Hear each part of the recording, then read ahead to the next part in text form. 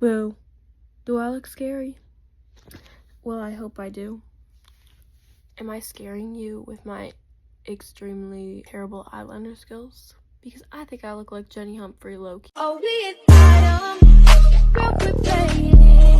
I'm thinking, okay, fall. I think of like brown and orange and orange. Let's dig into that deeper. What is orange? Chris Derniolo, maybe Wattpad, Skye Teller, emerald green beauties that light up the room she walks in. I tried to find the original.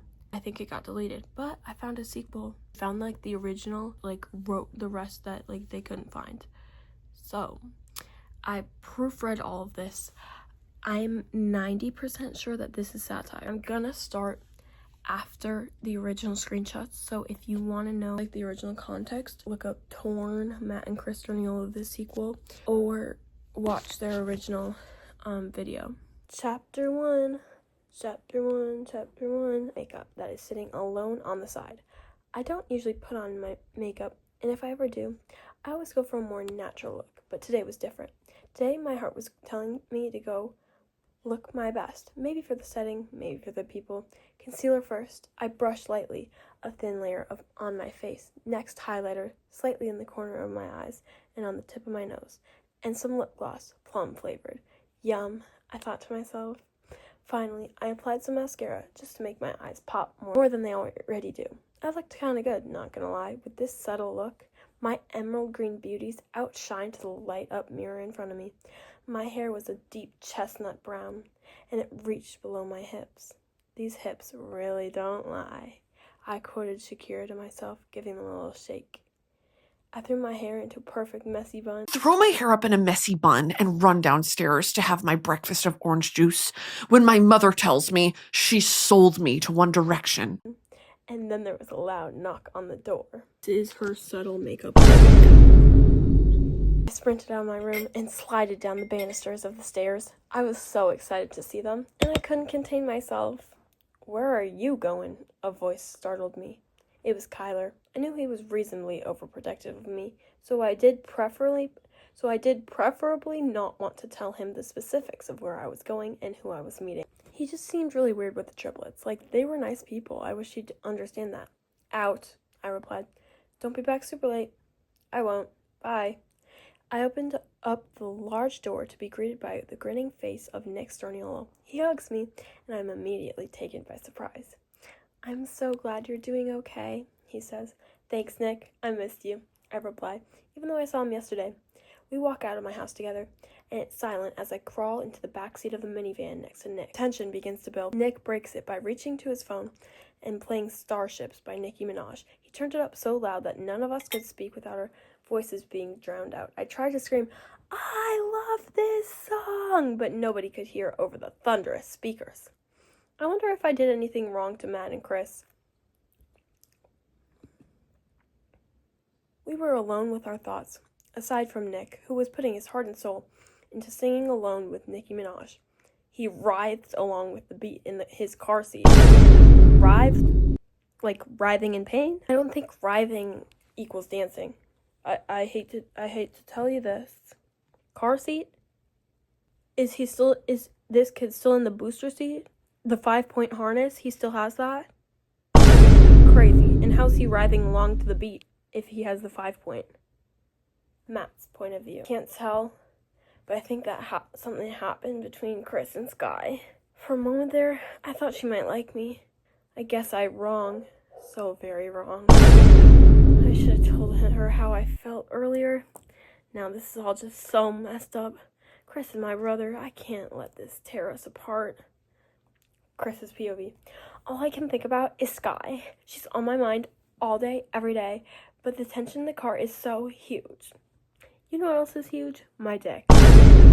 Just needed to put that out there. Thing must have happened in private with Matt and Skye. I brushed off the way Matt looked at her before. Now I can't ignore it. I like her too much to ignore it. I hope this fixes itself. I hope everything works out. Next POV. I love this song. And then she just pasted the whole lyrics. Arrived shortly after at the McDonald's drive-thru, and Nick turned the volume right down. I noticed for the first time in this journey that his jaw was slightly clenched. clench a jaw? Do you just, like, push your teeth together? Like...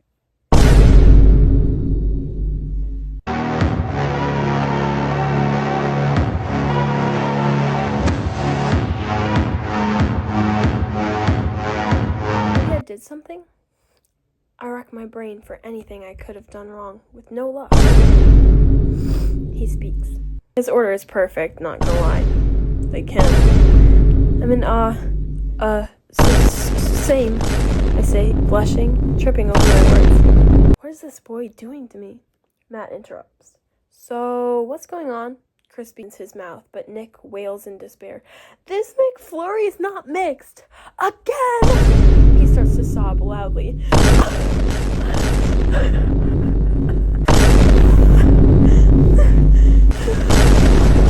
Honestly, that's me off my meds. Like, not even lying to you. Like, that's actually something I would actually start sobbing. Matt and Chris go straight away to comfort him. Chris is leaning over. His hand lightly grazed my thigh. I gasped quietly, but I think he heard because his eyes instantly met mine. They locked. I noticed Matt looking away and clenching his jaw again. What is going on here? I snapped at Matt mostly. Oh my god, Matt, I'm telling her. Tell me what? He likes you, Nick. You what? I stuttered in surprise. The way he was acting earlier made it seem like he hated me. What the hell, Matt? What is wrong with you? Shut up, Chris. I'm leaving. I'm done. Matt gets out the van, slamming the door behind him. Chris follows closely, and I can see through the window that he's shouting at Matt, who's still walking away. For a while, I sit in shock, watching the scene unfold before my eyes. A tear trickles down my cheek, but I turn away from Nick and wipe it. After a while, Matt turns around and begins to shout back at Chris. This goes on for a few minutes before I decide enough is enough. Nick, I'll be back in a minute. Make sure no one steals the minivan, okay? Matt turned and re-entered the van, seething. I looked and he turned around, a thunderous expression on his face. He opened his mouth as if to send me back to the car, but I threw my arms around him before he could make a sound. I felt his body tense before he warmed into the embrace, and he returned it. Time seemed to stand still. It was Chris and I, and that was it. When I proofread this, I'm pretty sure Chris, pulls out a guitar and starts. Sweatshirt by Jacob Sartorius is his original song that he wrote about Skye. I'm pretty sure that happens. Shout out Jacob Sartorius, though. I love banging out.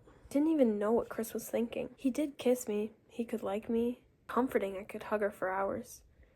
Skye Teller, what are you doing to me?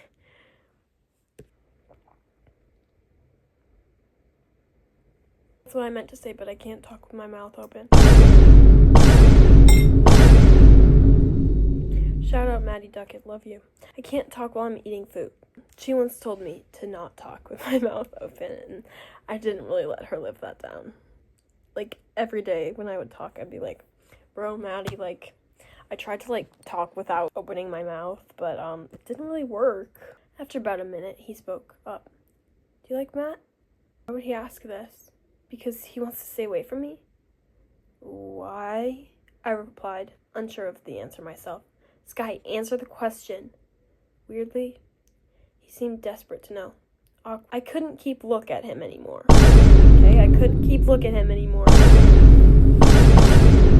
I couldn't keep look at him anymore. I'm gonna make myself cry. I couldn't keep look at him anymore. Do you understand? I couldn't keep look at him anymore. I actually have tears in my eyes, and I'm not even lying to you. I don't know if you can see them, but they're there. I couldn't keep looking at him anymore. I just whistled. Guys, I just whistled. I can't whistle usually. I couldn't keep looking at him anymore. When he asked my questions like this, so I looked away, but his eyes just removed themselves from the distance onto me. Suddenly, he held onto both my arms, leaned in and kissed me, even more passionately than he had done the previously, where all I could think of nothing but what was happening right there and then. That's exactly what was typed out. I'm confused. I brought my hands to his neck. So, you want to kill him? Okay, so they're kissing, right? They're like, right. Obviously, that's not how you actually kiss someone. Duh, I know that. And she just goes, "You're dead, bitch. I choose Matt." That's how the summer I turned pretty should have ended. I'm low-key Teen Jeremiah. Let me explain. Conrad deserves so much better. Are you serious? Belly and Jeremiah are made for each other. They both cheated on each other. They both suck. Conrad deserves so much better. Conrad deserves someone who will pine for him like he pines for Belly. That's my take on the situation. Why does my hair low-key look like a spaghetti noodle? If I bleached my hair, suddenly there was an engine noise. We both pulled away immediately and knew what it was. Get in the car now! Get in the car, ladies! I really want Get in the car, ladies. I don't think I actually began to comprehend what had happened, with me and Chris, and Matt showing up with Nick until I got into the minivan with them, period. That is a run-on sentence. I am a literacy teacher now. Fix it.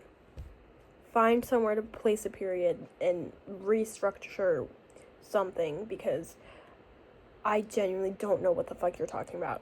I realized just how bad my makeup looked. After all the crying and the argument with Chris and Matt, it looked bad, to say the least. She even included the fucking emerald green beauties. And I looked down for a second, trying to hold back the sorrow and guilt at my beautiful white Crocs. As a white Croc wearer, I was wearing white Crocs maybe like 2 hours ago. White Crocs are not a fashion statement. They were in 2019 when Visco Girl was a popular aesthetic, but it's not anymore. Guys, should I go brunette?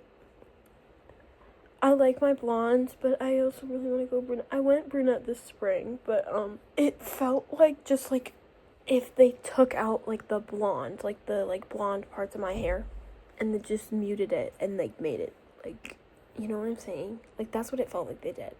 But, I didn't really like that. I just felt like my hair just felt muted and matte. You know when you, like, do, like, matte foundation? I hate matte makeup. Like, ugh. Why aren't you glossy, bro? Like, why don't you actually look like actual skin? Like, you look like I colored you on my face. Like, ugh, stop. I looked down for a second, trying to hold back the sorrow and guilt at my beautiful white Crocs. They cheered me up a little. My style was something that could never disappoint. For an hour, I told him what happened. I got remarks like, "Oh, justice for Nick for real. They're both in love with you? Jesus, Skye, this is bad. I don't need to pick a guy. You're leading them both on, Skye." I saw them everywhere. McDonald's, back arguments, anything blue brought back the sight of their beautiful eyes. Beds brought back when I slept in Nick's with Matt. Taking a warm shower brought back the memory of when Chris first kissed me. I hadn't made any other friends so far in Boston, as school was still a week away. The tedious thought of what I should do today came apron me. I think she meant upon, but I'm gonna say apron because that's funny. That's so real though. Like, dude, like, what I have to do stuff today? Or are you dead serious? Like, no. I just want to, like, lay in my bed, watch TV, and there's so many little triplets, bro. What do you mean I have to go to school? Like, so I went on another walk. I walked for an hour. Half of me was so desperate to see the triplets it could hardly think straight, wanted to just make everything right with them, but the other half was trying to avoid them at all costs. What would I say to them anyways? I practically tore Chris and Matt apart. The torturous thought was lingering on my mind for the entire 2-hour walk, until a familiar face caught my eye. Chris. He was walking head down on the opposite walk to me with an emotionless face. A pretty one, though. We walked together silently with our hands intertwined for about 15 minutes. 10 minutes of the journey, I was wondering where he was taking me. Then I saw it. We arrived at the nearest McDonald's. "We need to talk," was the first thing he upfrontly said. His voice was unfeigned and desolate. Note, the next part is going to be so emo. So what is the next part gonna be? I don't know. Oh, we